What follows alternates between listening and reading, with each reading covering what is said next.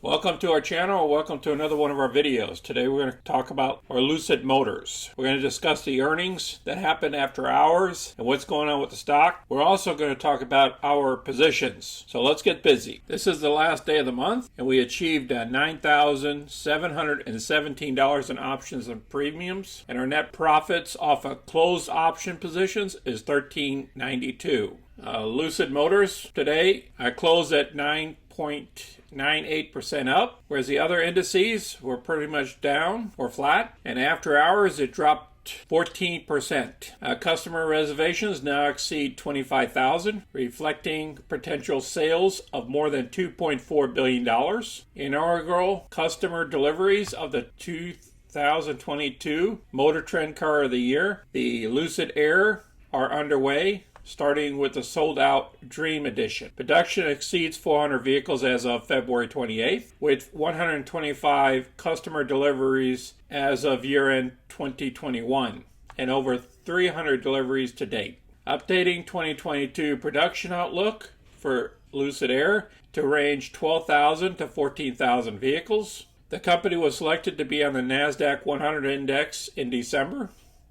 Issued $2 billion in green convertible bonds, and bolstered balance sheet to over $6.2 billion cash on hand.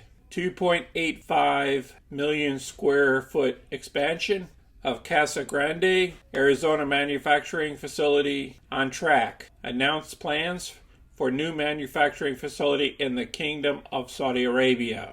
So those are the highlights. So why did the stock trend lower? So let's listen to the commentary here on CNBC. And their production now exceeds 400 vehicles as of February 28th.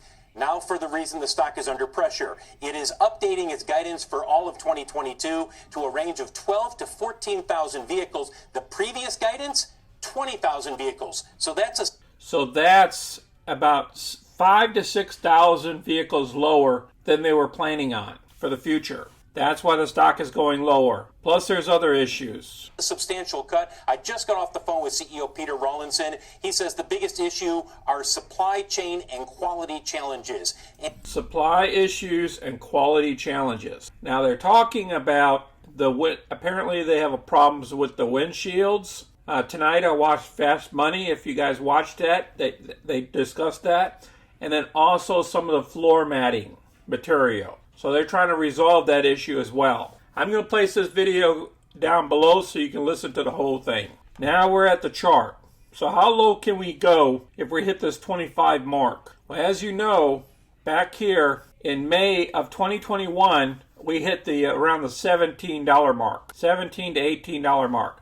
I believe we're going to visit that number again within the next couple of days. And then we'll have to wait until next quarter to find out if they're going to change their guidance or for this year or for next year. So we're going to be kind of in the doghouse for a while based off the results of these earnings. Now here is our trades. We got Zoom that we performed in the past 48 hours. And Zoom so far after earnings tonight, it is well over 110, is about 120. So we get to keep that profit of $353 this week when this expires. SoFi, they report tomorrow, but this option don't expire until the 18th of March. As well as a China trade here that I done on the index of the FXI. And then Norwegian Cruise Lines. I did a debit spread and a credit spread against her for the 18th of March. And then I still have the other half of the GLNG. And I also have my forward position still open. HTA declared earnings tonight. Pretty much flat. We'll see what happens on the other